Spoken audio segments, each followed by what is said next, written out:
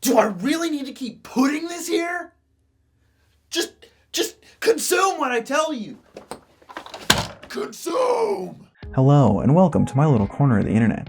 And before we jump into this one, I just wanted to say, undoubtedly, my proudest moment as a YouTuber was not the 1,000 sub milestone, thank you, video coming soon, sorry for the delay, or having a video reach over 10,000 views. It was easily Opal by Jack Stauber being the most requested video for me to talk about. I teared up a little bit, I'm not going to lie, you truly are my people. Today we take a look at another project to come from David Hughes' Adult Swim Smalls series, and another Stauber produced one at that. Jack Stauber, yet again, has wowed us, and in the very first moments of Halloween 2020, with likely one of the most serious, thematically layered works of his to date. And much like Shop a Pop Opera, it is comprised of every art style Jack can put his hands on and bend to his will. This time, unlike Jeff, who is on a mundane adventure and spends way too much time in his head, we follow Opal, a young girl who goes on a seemingly grand exploration of her neighbor's creepy house as it beckons, and has let her curiosity get the better of her, and she spends way too much time in her head. I feel it would be remiss not to mention the video by Michaelman2000. If you want an absolute comprehensive video about Opal, that is easily the best place to go. That and Opal's page on the Jack Stauber wiki, which was an incredible help to this video. Because those resources already exist and I feel Jack Stauber's Opal has been given the dissection it really deserved, I figured that opens up the chance for us to go through the project pretty casually, and instead of theorizing about every step through our synopsis, we can just praise it for being the hauntingly beautiful and as thematically dense as it is, and see where Opal fits in his discography? Filmography?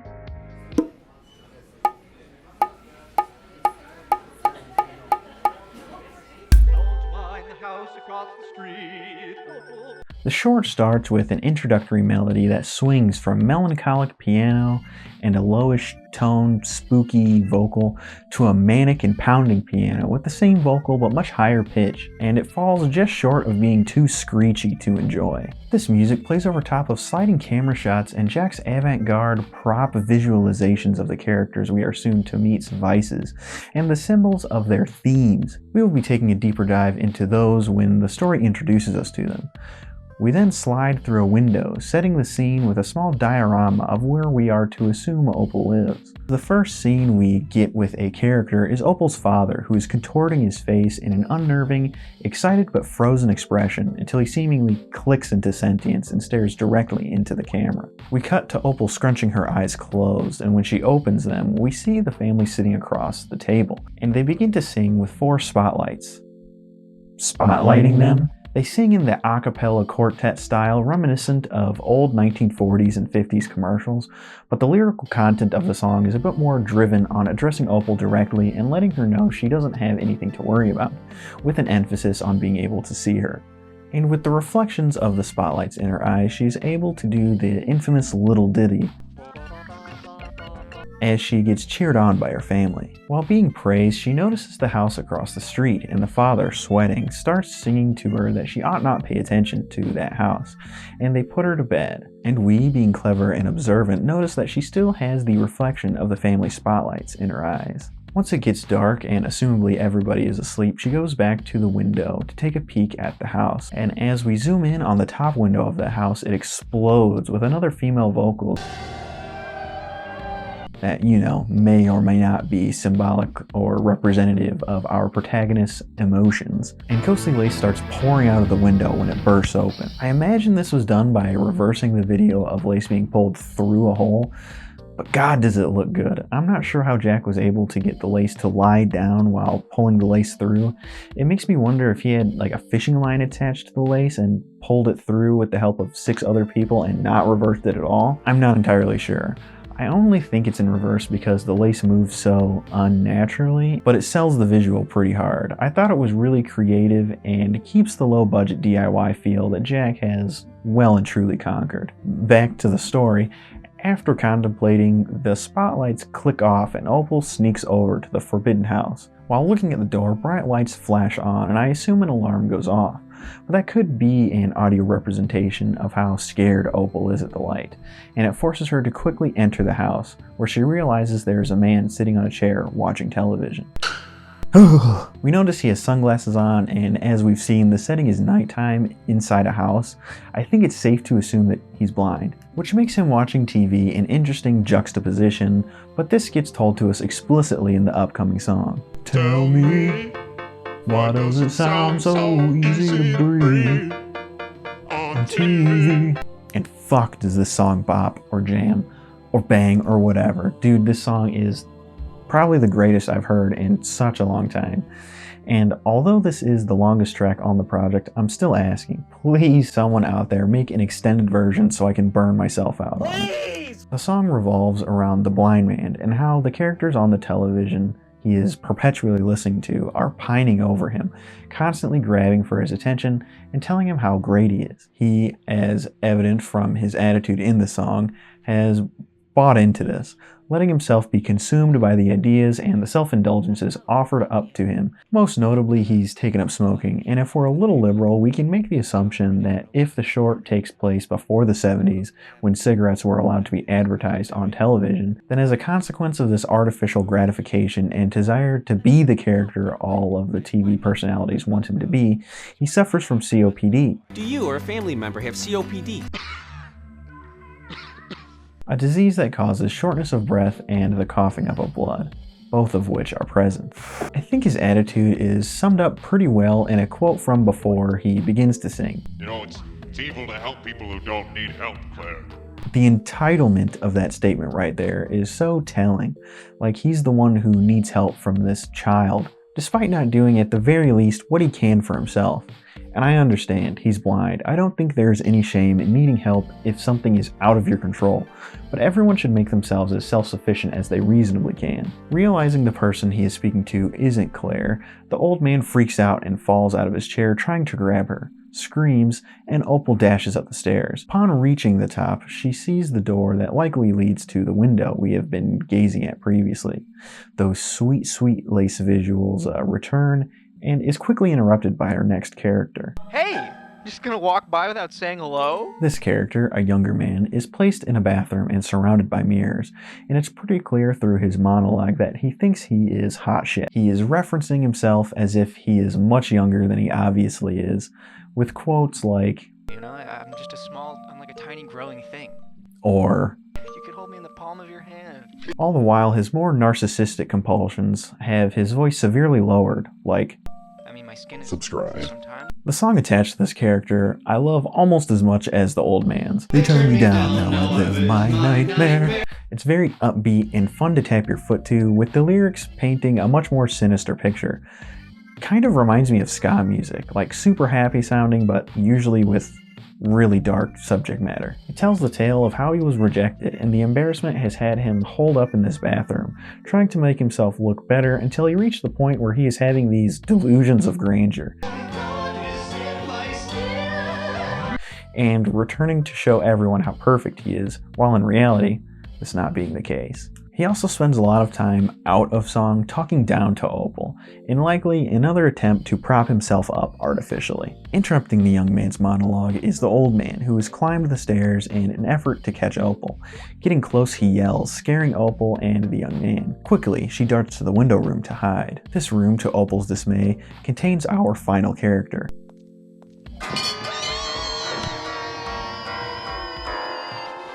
An older, disturbing-looking woman with exhausted eyes and a drowsy voice, who again mistakes Opal for Claire. Though it's not explicitly stated immediately, here it's safe to assume that the pills in the intro sequence are this woman's vice, and she does make subtle references to this with, If I wait, Claire, and I sit still, it will arrive. and while making the high and mighty statements of, I forgive you. I forgive every single one of you. Every night. there are hints of actual, albeit shifting all blame from herself, regret, planting the seed, at least in my mind, that maybe it was this character who used to hold the people of this house together, and since her fall into drug addiction, the rest of the family has fallen to their vices as well. While this song, Mama needs a little girl, unlike the other songs, This isn't one I would put on while driving to work. However, it does serve its purpose of exploring the character's motivations, past hardships and challenges, especially in the fanfare at the end of the song, where maybe in the 3 seconds or less, we get a bombardment of a collage in which we see depicted evil things being done to her, such as beatings and having to call 911. That has been aptly dubbed the incident by the community. When the song finishes, she, having laid down long enough for the whine and downers to kick back into full swing, starts muttering gibberish about people repenting to her and how Opal, or Claire, is just like her, powerless. Making a grab and lunging at Opal, she slips free from the woman's grasp and bolts up another flight of stairs to the attic, where the window lies. Making her way to the sill of the window, we can see an unmade mattress without a box spring, implying someone sleeps in this room. And as she approaches the window, her facial expression lowers in grief. We see the reflection of the 4 spotlights return in her eyes, as she and we realize what is across the road isn't Opal's house peering into the neighbor's dilapidated, scary home, but a billboard. As the family have all caught up to Opal, they begin banging on the barricaded attic door. She freaks out, huddles below the window, and scrunches her eyes. And when reopening them, she is back at the original family's dinner table, the one from the billboard, where they sing the same song again. The camera starts on the family and retracts past Opal and out the backside of her head, telling us finally and concretely that the original family is in fact a figment of Opal's imagination.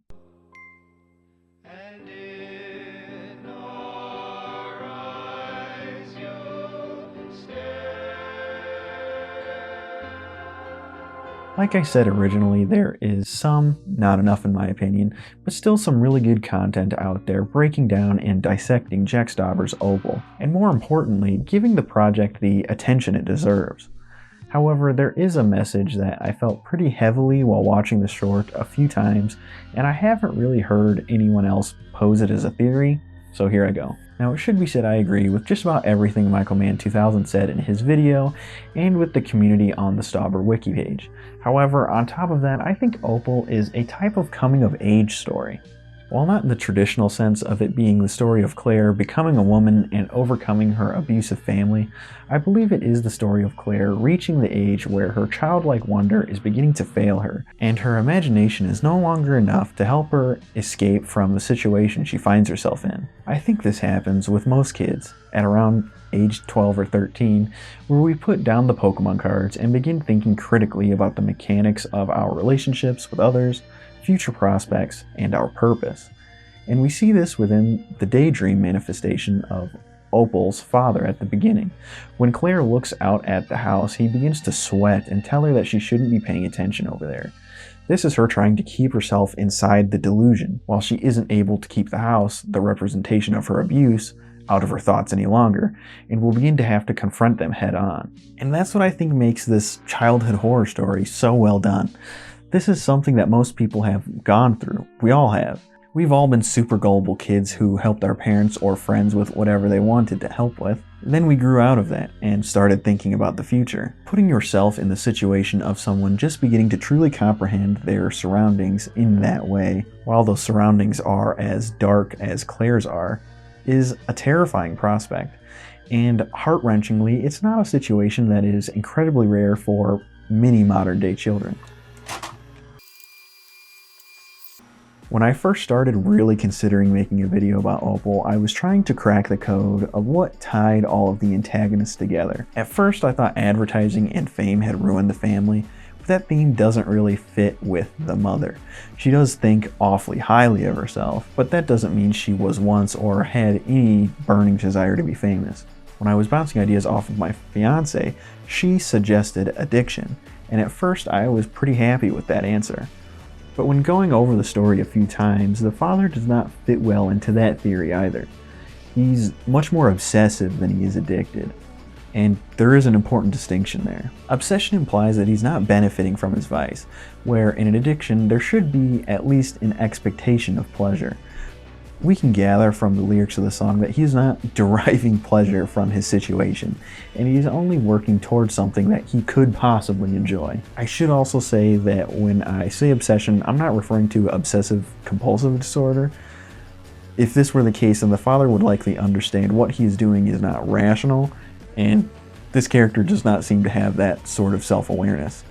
The father has a goal, and he wants desperately to reach it despite how unobtainable it is, like a stalker or a small YouTuber. Now, after watching and researching the video for upwards of a month now, I think it's much more likely that each character has been searching for purpose and haven't found an answer. So each has, I want to say found, but I think fallen is a better word, into a way to artificially inflate themselves, giving them some sort of false grandiosity that makes them feel important, makes them feel special. The grandfather watches television and exemplifies the parasocial traits that have become so eerily present in our current culture. The father is trying to make himself up into a beautiful model-type character everyone can gawk at and be the center of attention. And the mother thinks of herself as being above the rest of the family.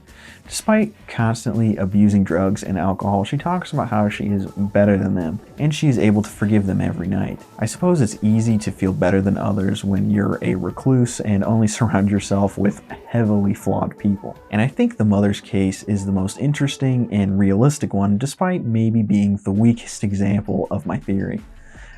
I think we as an audience can easily see Claire falling into a similar situation as her mother. Maybe she doesn't begin to abuse substances as an adult, but she is already a recluse in her house, and she is obviously the most morally superior of the family so far.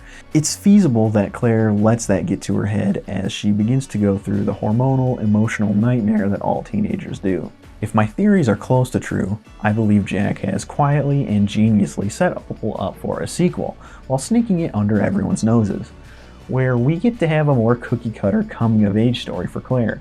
Maybe I'm reading too much into a 12-minute short, but I'd love to see it. Maybe it doesn't have to be so damn sad as Opal. You know, a happy ending this time?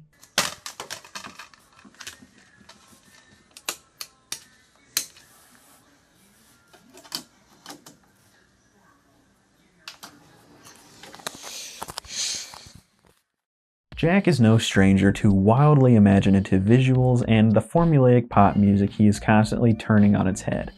I was, however, intensely surprised to see that this project employed the techniques that we've always come to Mr. Stauber to get our fix of, but also was much more in line with New Normal's heavy themes and close relationship to the very real, very dark parts of reality. As a midnight release on Halloween, I was for sure expecting something more campy like Shop a Pop Opera or The Wishing Apple, which is a beautiful short that pokes fun at people like me who try to take apart this kind of stuff.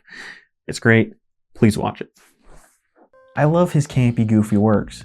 It's what made me fall in love with his art in the first place, and he has certainly mastered storytelling that, like Michael Mann 2000 said in his video, rivals that of even big box office movies in its completeness and ability to wrap itself up so neatly.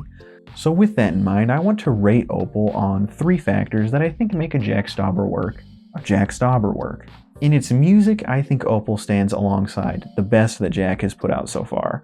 While there isn't a whole lot of music compared to his last series, the music that is here is catchy, well thought out, and drives his narrative forward for us to follow. In its storytelling and narrative, it has to stand on top of his portfolio. The density of Opal is astounding. I'm almost 100% positive I will come across future videos or theories about the short that I would have never even considered, but sure enough, Mr. Stauber has layered it in there. And as far as campiness, it gets a 0. This isn't campy or funny at all. It's exciting and fun the first time around, gets increasingly depressing the more you watch, and horribly sad when you try to sink your teeth in and read between the lines of the story Jack is telling. And I think that's a fantastic thing. You can't put this man in a box. He's going to have some piece of work out there that exists so far out of whatever bounds you try to set for him. I hope he's not in a dark place and just wanted to make a compelling and disturbing story for Halloween, while the trend of New Normal and Opal worries me a tad. I could not be happier to see this kind of stuff produced from the mind of Jack Stauber. Mr. Stauber, I hope you are doing well, keeping sane and healthy.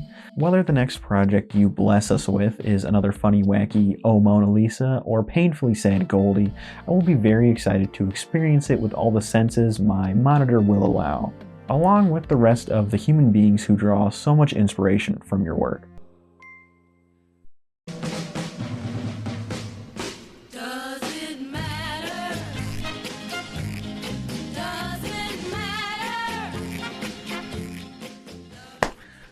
Thank you for watching my Opal video. Like I said in the beginning, I could not be any happier that this was what I got to spend the next 3 or 4 weeks watching over and over again and writing about. It was really fun. If you have any more suggestions, please leave them down there. And somebody said something about pushing buttons.